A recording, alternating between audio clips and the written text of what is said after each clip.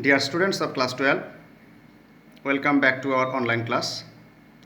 Hope you are fine. Today we are going to read the poem Asleep in the Valley. It was written by Arthur Rimbaud. He was a French poet.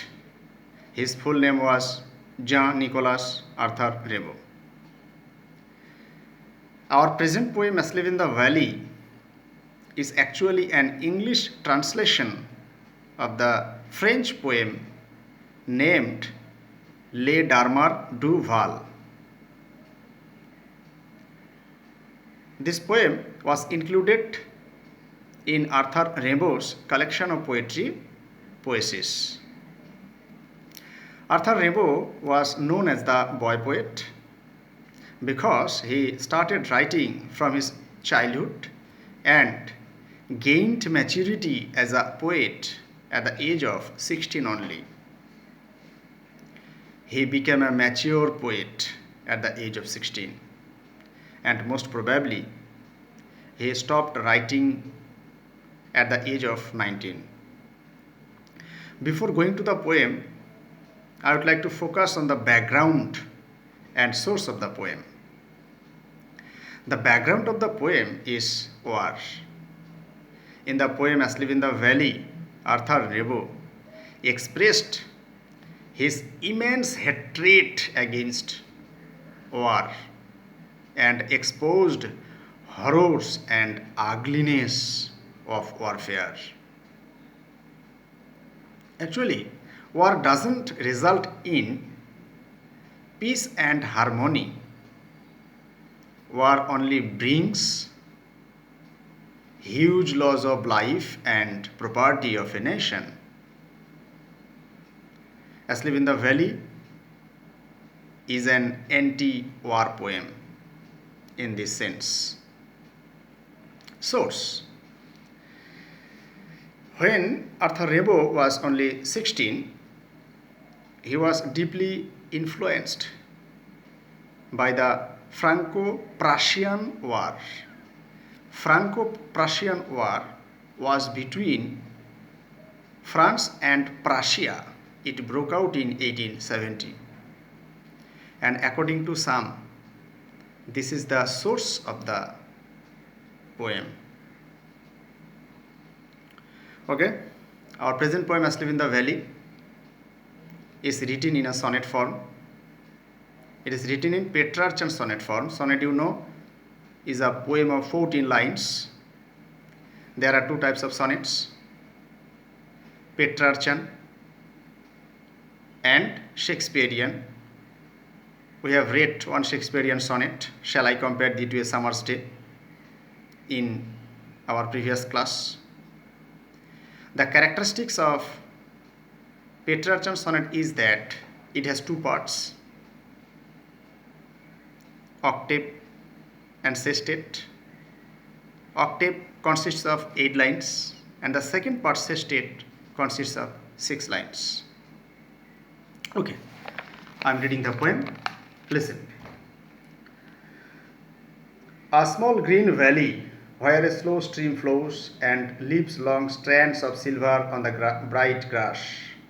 From the mountain top stream the sun's rays, they fill the hollow full of light.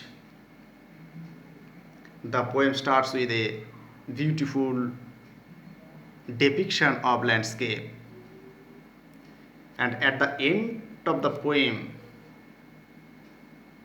we shall find the real meaning of the poem, real message of the poem. See, green valley, beautiful scenery. Valley, you know, is a lowland area between hills and mountains, hills or mountains, and from the hilltop or mountain top it looks hollow. And by the side of the valley there flows a stream. Stream means small river, brook or rivulet. Another meaning. The entire valley is full of light. The sun shines on the valley. Everything looks bright, lovely, and shiny. And the rivulet or stream looks like a white ribbon. Description of beautiful valley we have found here. Come to the next four lines. A soldier very young lies open-mouthed, a pillow made of fern beneath his head, asleep, stretched in the heavy undergrowth, pale in his warm, green, sun-soaked bed. A young soldier. Actually, the young soldier is the victim of war, casualty of war. He has been put to death by bullets in the battlefield. He is lying open mouthed, his mouth is open, and he was lying on the beautifully decorated bed by nature. His pillow made of fern and heavy undergrowth. Heavy undergrowth means deep grasses, long grasses, and bushes. Actually, the grasses has prepared a bed for the soldiers. He was pale, though the bed is warm and sun-soaked. Come to the next three lines.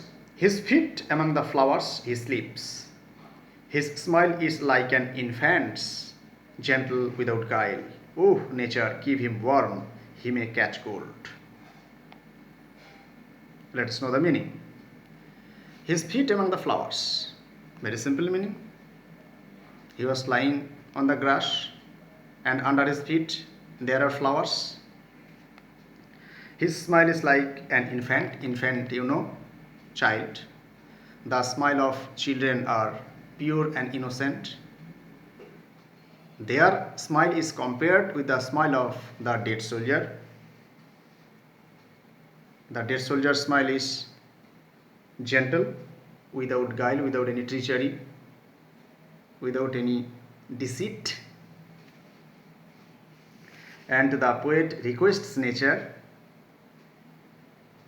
to keep him warm because he is lying exposed in the open air on the valley. Come to the last three lines. The humming insects don't disturb his rest. He sleeps in sunlight, one hand on his breast, at peace. In his sight there are two red holes.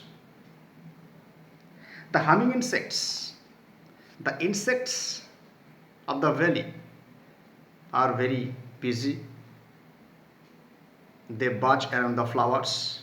They don't have time to disturb the dead soldier, disturb the lying soldier.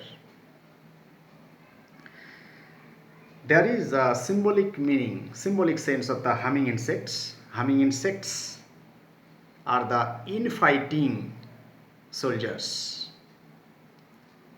and they will not give a fresh stroke, a new stroke, as the dead body requires no fresh stroke.